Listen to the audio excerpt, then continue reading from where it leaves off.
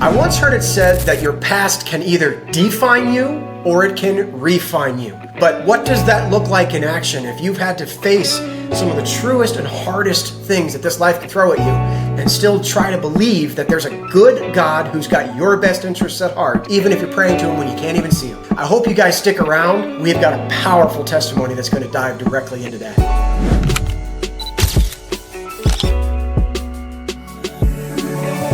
Hi everyone, welcome back to the Christian Influencer Podcast. I'm Alex, and with me as always is my host, my co-host, Brian. You're my host now.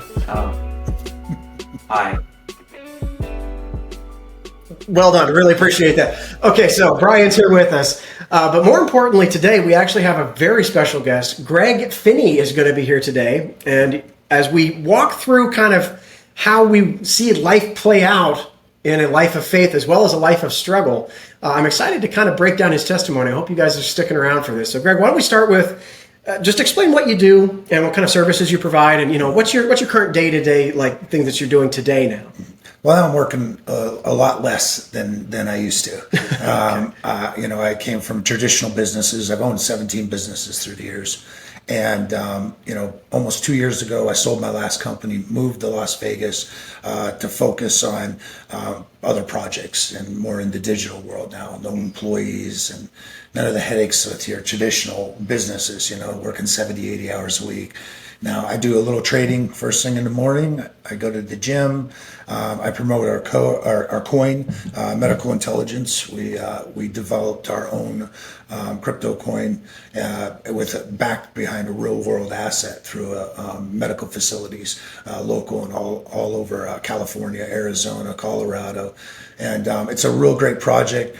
We also develop coins for other companies, other private equities.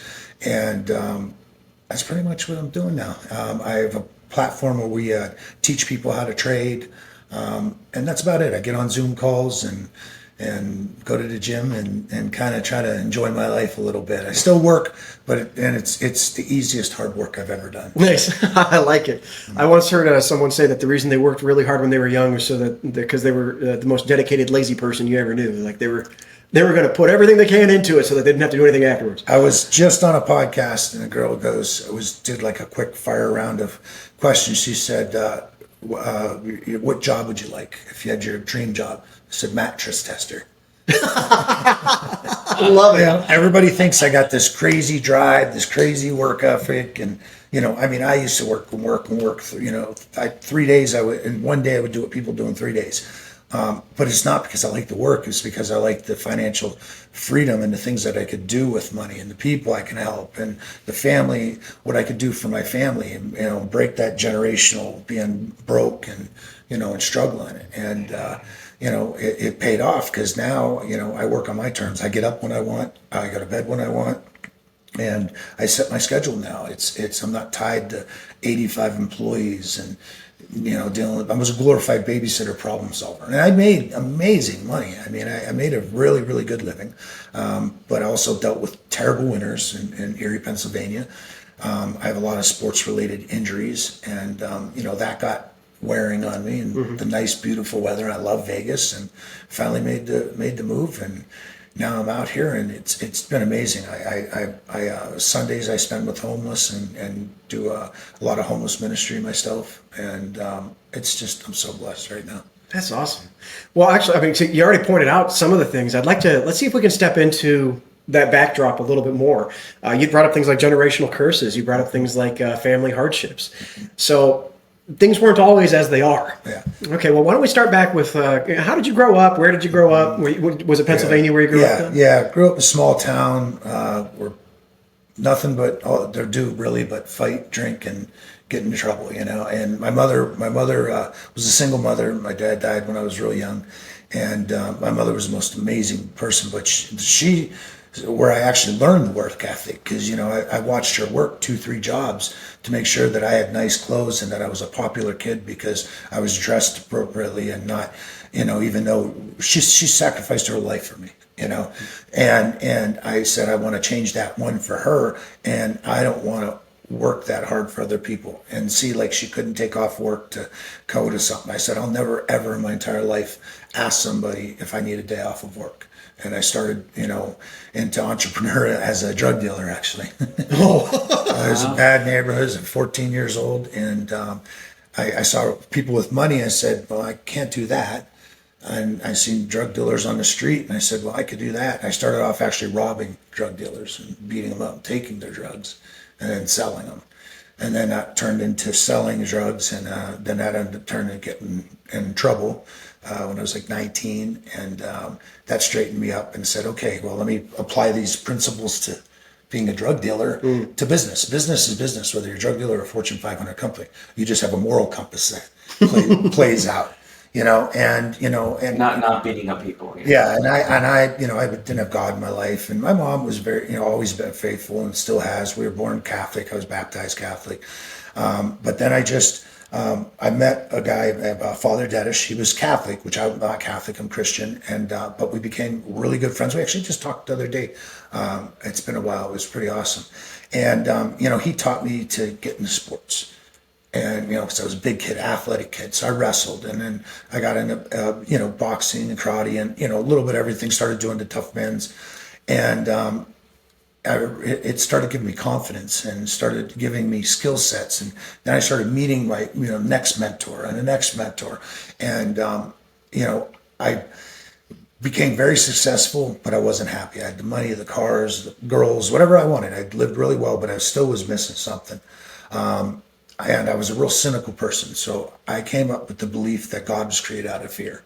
He didn't exist. It's just a law. It's how we manage the sheep.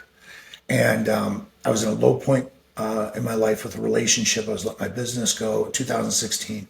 And my buddy, who is like the best guy in the world, his name's Nathan Chanley. I try to be a better person because of him. He's just like perfect person, perfect son, perfect friend, perfect brother, just perfect everything. He's just a great guy. And he would get me to go to church, this place called Grace in Erie, a pretty big church. And I would just go and because of him. And I'd sit there and I'm like, my feet stink. Like, is my watch working? And I didn't pay any attention at all. And then one day, Pastor Derek goes, I'm going to get a lot of flack from the elders. We're a little techie church. And he said, I'm going to get a lot of emails and stuff from the elders. He goes, has anybody ever thought God was created out of fear?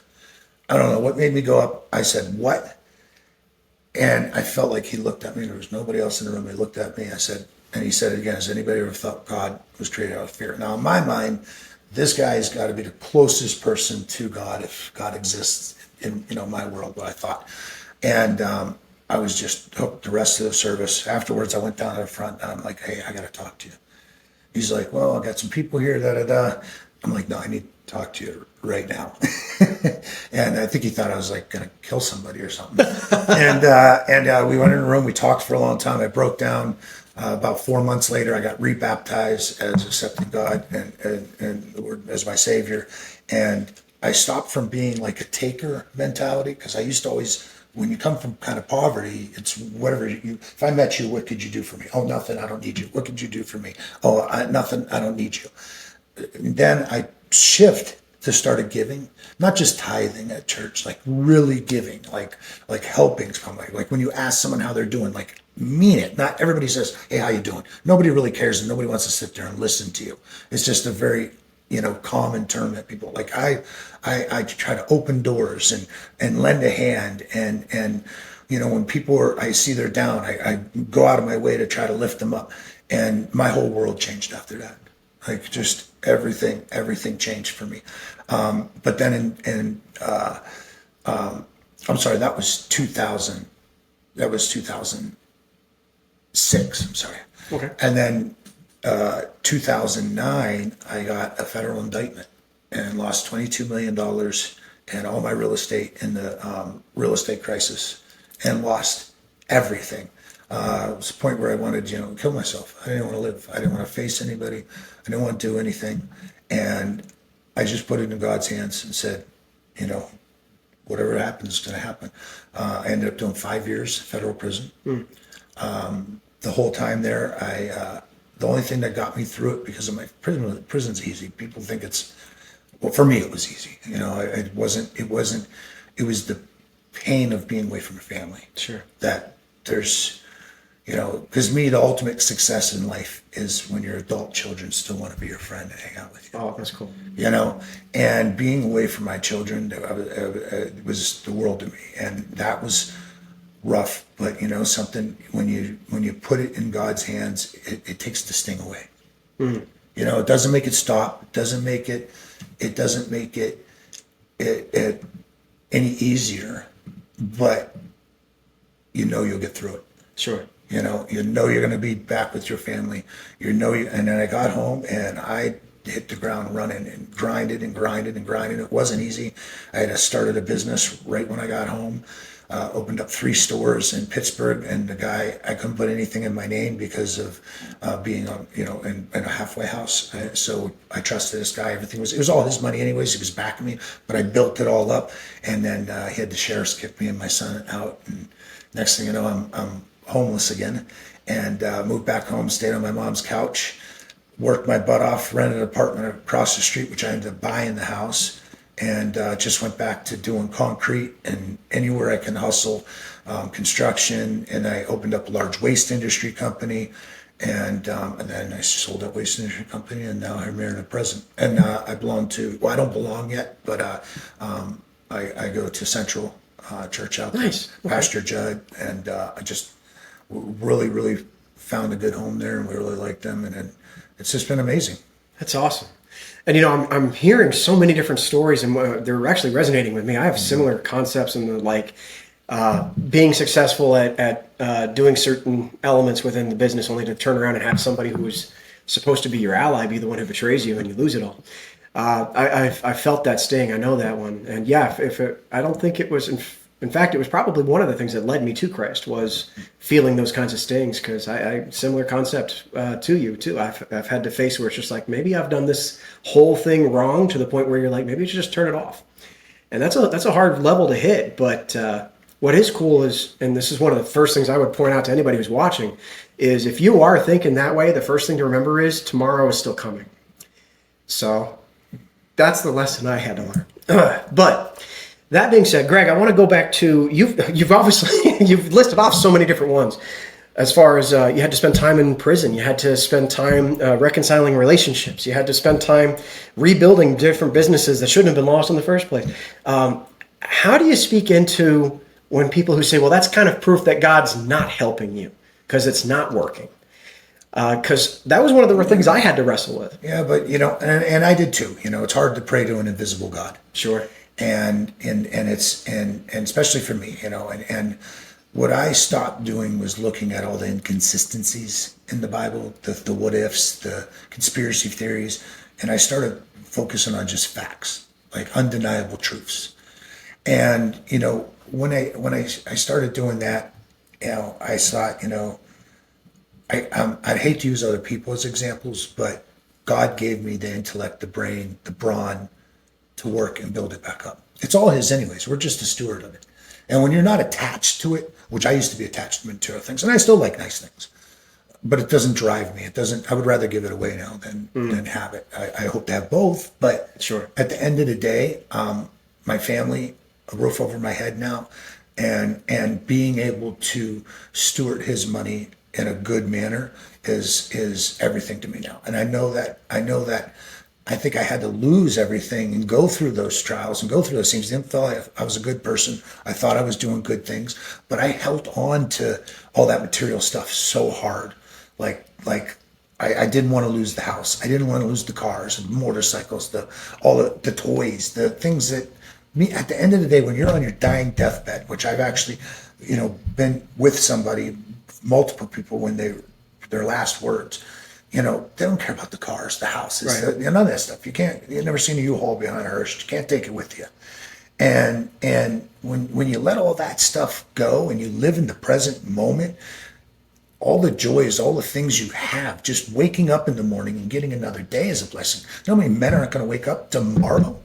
And they're too worried about the future. They're too stuck on the past. They're pissing on the present.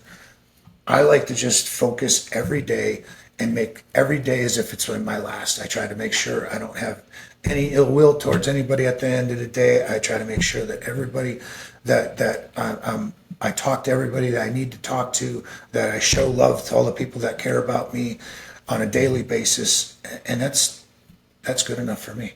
I love it. I love it. I once, in one of the things that I was blessed enough to get to write, I specifically said that success is measured by relationships, not by wealth. And so Greg, if you've got Christ now, here's the question. We've seen that he's been helping you overcome. What was the moment where you said, something's not what I thought it was, and it points to him?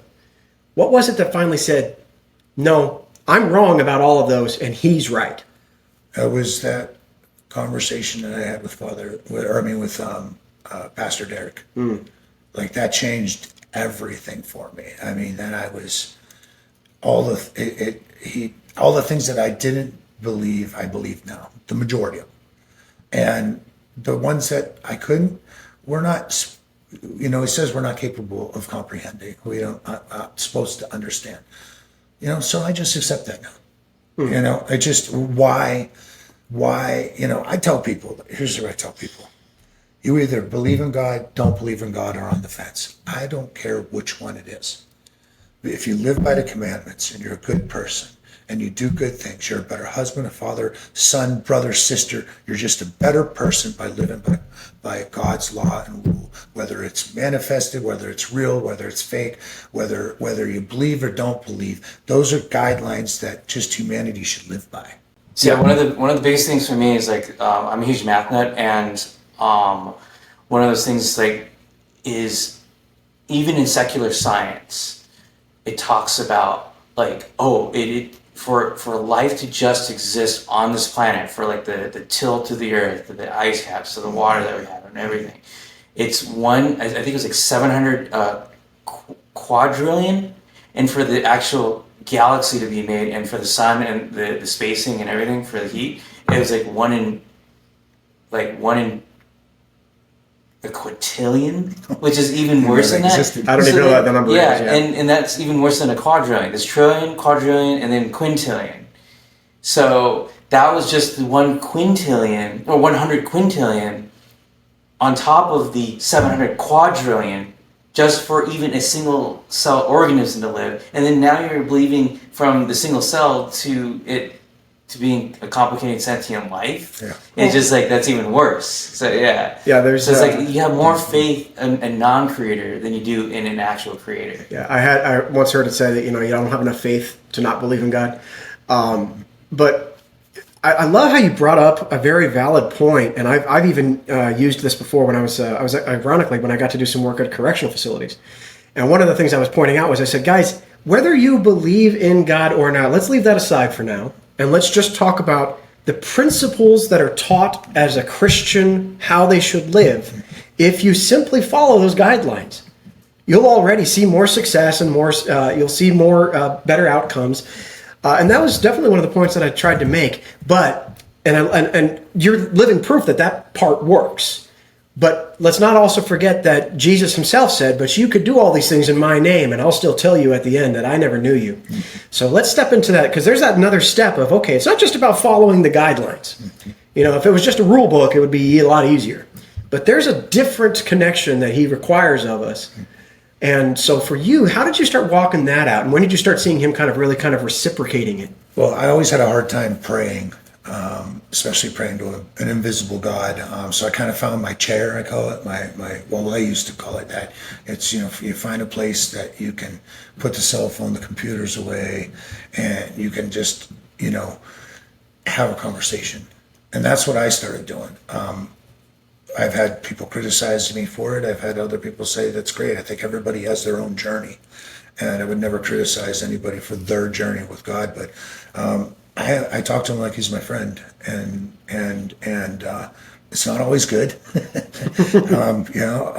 he does forgive. So, and I just constantly talk to him, because you're going to talk to yourself more than anybody in the world. The conversations you have with yourself, people don't realize that. I don't talk to myself. Yeah, you do all day long. You talk to yourself more than you talk to anybody else. So I try to, I don't want to say split my time, but I try to talk to God as much as possible in every situation I'm in, because I feel if I'm talking to him, I'm going to have better outcome, better answers, and better guidance than if I'm having conversations with myself that could be self-defeating, could be, minimalizing things, could be talking me out of things. So that's kind of my journey and my faith. It's a little different than a lot of people's because, I literally, I yell when I have bad days, and I pray and beg forgiveness when I have good days. So that's kind of how my journey has been and it still is. Yeah, something that I've learned in the last few years is something called praise breaks. Just you're doing your day in day or day in day out, hours of just working, and then just take a time of like maybe a couple hours, like you work it a couple hours or 4 hours, and you say, okay, hey, thank you God for this or that. It just calms you down. Or at least it does for me. Yeah, well, I used to start in my chair. Well, now I've learned this from Denzel Washington. I keep my slippers under my bed, so I have to get down on my knees every day to get them. And so the first thing I do is give thanks every morning. Thanks for waking up. Thanks for my children. Thanks for my mother, my family, my friends. And you just start your day off with a better mindset, even doing that. And then, I went from just having my chair, once a week to twice a week to, every day to now I'm just talking to God all day, and, sometimes I'm like, really, dude? Like, what now? What now? How am I know, I'm not supposed to understand this, but come on, and what are those? Yeah.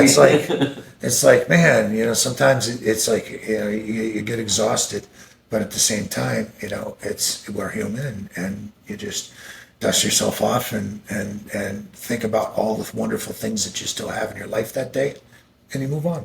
Mm-hmm. So let's go back to, you spent some time doing some MMA style fighting before. Now, when we're in a fight, literally the goal is victory. Yeah. Okay, it's to push your will over the other person at force if need be. And so that concept of trying to strive for victory is something that I'm curious about, because you fought for victory most of your life. And now you're saying, well, but now I try to give it away. Now I try to share it. Now I try to serve. So for someone who's got that kind of inclination, they're like, man, I want to succeed. I want to win. I want to be the top of my game. But there's still a right way to do it. And it's usually with the right posture. And I love how you spoke into that. I'd love to hear more about kind of your wisdom along that journey path right there. As far as like what drives me now, yeah, what keeps me going now, that's constantly changing. One of the biggest things that obviously I want to provide for my mother and my family and my kids, but since I moved here, something called me to help the homeless, and that drives me more than anything. I fund it myself. A few people have pitched in some weekends and bought some go bags. I do these go bags because I found giving them fresh food, they don't want one. Their stomachs are small, and they're not really hungry, and now they're in the heat, and they got to try to keep that food good. It's usually going to be bad before they can eat it. So people, when they just buy them quick fast food, think they're doing them a favor. They're really not. So I get perishable. It's not healthy food, Pop-Tarts, stuff that's got a big shelf life. I get them chapstick, I get them lotions, I get them feminine products for women. I get a bag of dog food and I bust it into bags for the dogs, and first aid kit, and I do those things, and it's almost selfish because of the feeling it gives me. Like nothing in my life has made me, other than maybe my children being born and actually finding God, which that was more of a surrender to myself. Nothing fulfills me more than helping somebody in need. And I don't know where that came from. I used to look at homeless people and be like, get a job. Unless they were like a vet or missing a leg. But nobody, every one of them, they're there for a reason. Nobody asks for drug addiction. Nobody asks to be mentally ill. Nobody asks. They're a child of God. They were born the same way. They look the same way. They're a beautiful, cuddly little baby. And someone's sister, brother, daughter. And they're homeless for a reason. And it could come after any of us. Mm-hmm. Drugs and alcohol, addiction, mental illness. None of us are free and clear of that. That could change any day. And I am so compelled to want to help them that that it eats at me even, it's, and that really, really drives me. I mean, I want to be able to maintain my life, but I also want to live a much more conservative life than I would normally have lived if I didn't feel that I was called to do this. Because now I don't care about buying a Ferrari or multiple Rolexes or just material things that I felt so strongly about, that I loved. I felt my net worth was my self-worth. And it's the total opposite. Now I can care less. I wear almost the same. I either wear a branded shirt or black shirts. My closet looks the same. I'm not all fancy. I do have a little bit of a sneaker problem. I do like my Jordans, but I'm simple now. Like, it's like all those things don't drive me, don't consume me, don't like, they used to consume me. I have to have that. I have to have that. And every time I got it, it was like, okay, I got it. Look at this. It's great. Then it wears momentary. It wears off. Yeah. It wears off. I still get emotional thinking about the first time I sat down with a homeless guy, talked to him, and gave him a couple dollars. Like, that right there. A couple weeks ago, one that really, really got me was I was walking into a store, and there was a lady there, and it was like someone must have gave her like McDonald's, and like, this looked really bad. It was like sitting there for a while, and she started eating. She asked me for some money, and I never carry cash too. I just happened to have money. I gave her a few bucks, and then I walked away, and I'm like, oh my gosh, I gave her a few more bucks. She goes, oh my God, I could buy my own food now. I was like, what? She got food there. I watched her grab that food, threw it away. I'm like, oh my gosh, she's probably going to do drugs. I sat in the parking lot. I watched her go into, I believe it was White Castle, and order food. And just to know that she didn't go do drugs, or you don't know when you give somebody something what they're going to do, if they're going to do good or bad, but that she was so excited that at that moment she was that hungry, and she was eating someone else's leftover food, and she ran right in and got that.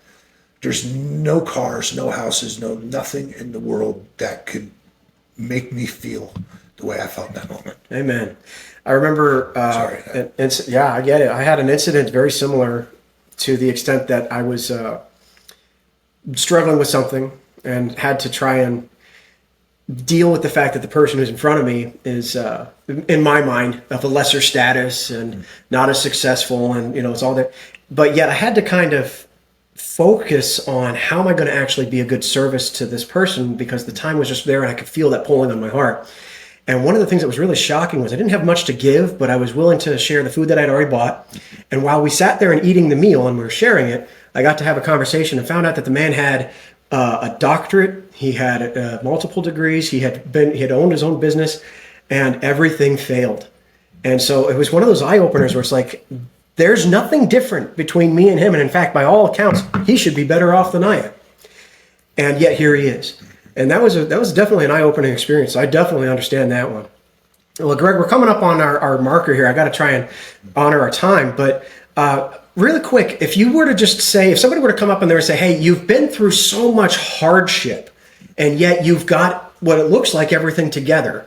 If they were someone on the street and just said, I need to know that it's possible to achieve something that's going to be a better life, what would you speak into that person's life? Tell them not to wait another day. That's a book I'm writing.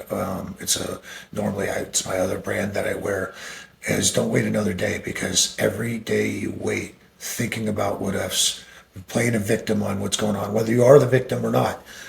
If you don't put a foot in front of the other and take action and do things, it's never going to happen. You need to just have faith in God that He's going to come through, that He's going to praise you for being a servant of God, and just go with your gut and do it. Work through your fear, work through your pain, work through your anxieties, I've had all that. I've been suicidal. I've felt like a failure. I've every emotion you can imagine I have felt, and I've put every emotion in front of God and argued with Him and went back and forth and believed and didn't believe and believed again. And so it's all normal things for anybody to happen. Just know anybody's dealing with anything out there or going through anything. So many people are going through it too, right next to you, and you'll never even know it. Just know that God's going to have your back. And that's beautiful. Trust him now. Don't wait. Yeah, don't wait another day. I love it. Well, Greg, thank you so much for joining us. This has been powerful. This has been really good. And thank you for sharing. Brian, you got any closing thoughts before we close this out? Yeah, that was wonderful. Like just being able to hear his heart for the homeless. Amen. Yeah. Amen. Okay. Well, so as always, guys, thanks for joining us here on the Christian Influencer Podcast. Greg, thanks for being here. And just remember, if you follow Christ, you're already an influencer. So just make sure that we all stick together on what it is that we're called to do, and we trust that He's got the helm as we just continue to lead, follow His lead. Make sure you hit those likes, subscribe below, and we'll see you guys next time. God bless. See you soon.